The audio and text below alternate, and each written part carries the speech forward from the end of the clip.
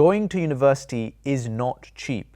The average person will rack up between £30,000 and £50,000 by the time they leave university, and parents will have paid between £10,000 and £15,000 of that amount. So for most people, the only viable way to go to university is to take out a student loan. But for Muslims, of course, there's a problem, because you see the UK government student loan program is an interest-bearing loan that is deemed by many scholars to be problematic for Muslims to take out. If you want to find out more about the student loan and the haram and halal of it, please check out this video. But in this video, we're going to talk about the government's plans for a halal student loan and how it works, what you need to be doing to move it from a plan to a reality, and make sure you stick around till the end, where we will share some of the options available for you right now that you can use to fund your university, from grants, bursaries to other strategies as well. If you're new to this channel, Islamic Finance Guru, or IFG for short, is a halal investment and personal finance platform that reviews, analyses and compares all the latest and greatest investments coming out of the Islamic finance world. Our mission is simple. We want to help Muslims get wealthier globally and put their money to work. If that sounds like it's up your street, then please do like this video, please subscribe to the channel, and please do share this video with your friends and your family. If you'd like to chat with me or thousands of like-minded others, then please do join our Telegram groups. The link is in the description below. Back in 2013, at the World Islamic Economic Forum, the then Prime Minister, David Cameron, proudly declared to the world, "Let me be clear what this means. Never again should a Muslim in Britain feel unable to go to university because they cannot get a student loan, simply because of their religion." In 2014, they ran a consultation and came up with a proposed solution. In 2017, they passed all the relevant legislation that would allow them to implement the halal student loans. But since then, they have just been dragging their feet and giving completely non-committal responses. Earlier this year, this is what they had to say. The government is committed to ensuring that all students with the potential to benefit from further and higher education are able to access it. The government will provide a further update on the alternative student finance product in due course. What kind of a cop-out statement is that? How non-committal can you get? In due course. Clearly, the government needs to be pushed into action, and I'm going to very clearly explain to you how you can push the government into action. But first, let's take a step back and understand what the proposed halal student loan or alternative student finance actually is. In a nutshell, the student loan that the UK government offers today, that is operated by the student loan company, is a loan that is interest bearing, and you pay that loan back once you are earning above £27,295. Any amount above that, you pay 9% of what you earn. After 30 years, regardless of how much of the loan you have repaid, the loan gets cancelled. The student loan mounts up at the inflation rate plus 3%. And this means that within 30 years, most people will have paid back pretty much what they loaned out. However, for some people, particularly those who are higher earners, they will have paid back a significant amount of the interest, if not all of the interest on top of that. The alternative student finance, or the halal student finance, is economically identical to the main student loan structure. This is a really important point to remember. Like, Muslims are not asking for preferential treatment here.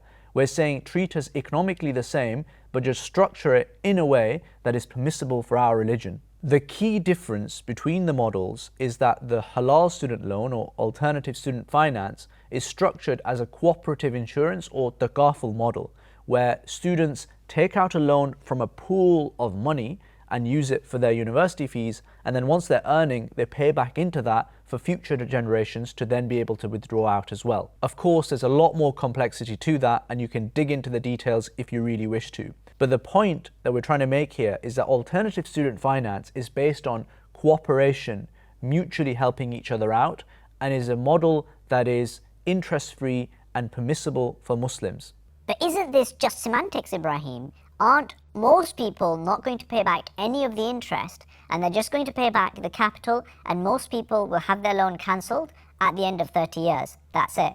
Yes, it is true that many people will only pay back their capital, but many people also will have to pay back their interest, and particularly those who are higher earners will definitely have to be paying back a lot of, if not all, of their interest. And even more importantly, an Islamic principle is that if you are in an interest-bearing loan situation, then you should be paying that off as soon as you can, so that you get yourself out of that haram transaction. And if you follow that advice, then you will definitely be paying that interest. The only thing stopping the government from going ahead with the alternative student finance program is pressing the button. In other words, if we put a bit of pressure on the government and make a bit of a hue and a cry about it, then we are making it much more likely for them to actually press that button, because they know that a bunch of people are affected by this and really care about this issue. And this is where you can help, right? There's one simple thing that you can do that will really help us all as a community achieve this. And you can write that letter to your MP using the website that is in the description below at one click of a button, and it gets sent straight to your local MP. You may not even know who your local MP is. You can Google it and find out using the postcode in that website in the description below. Once you've written to your MP, please also tweet to them and tweet to the world using the hashtag #FreeAccessToUni. That's free access to uni. There are a whole range of grants and bursaries and scholarships available out there for you if you look for them. These range from government-sponsored to charities, to NGOs, to university-specific ones, to even business-sponsored schemes. You can find a whole list of these in an article we recently did. The link is in the description below. There are 3 other strategies that you can also use to reduce your student loan requirement or to actually increase your salary.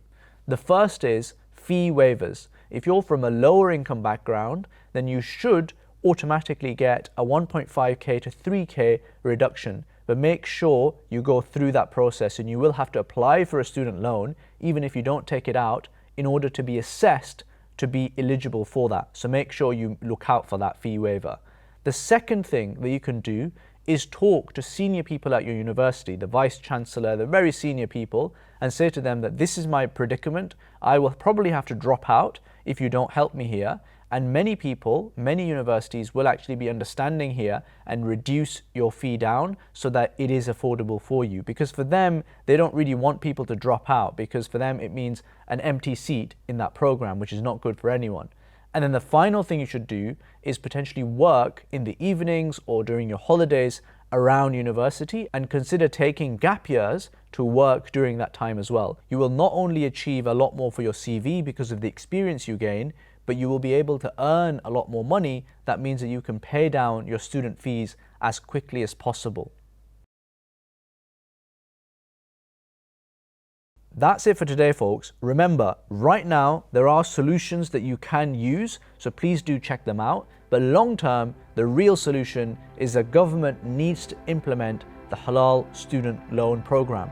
And you can do your bit by writing to your MP and sharing this video as widely as possible. If you've personally suffered because of having to pay off student loans, or you feel guilty having to take out an interest-bearing loan, then please do share your personal testimony in the comments below, because we can use these stories to lobby the government to change its policies. Until next time, Assalamu alaikum.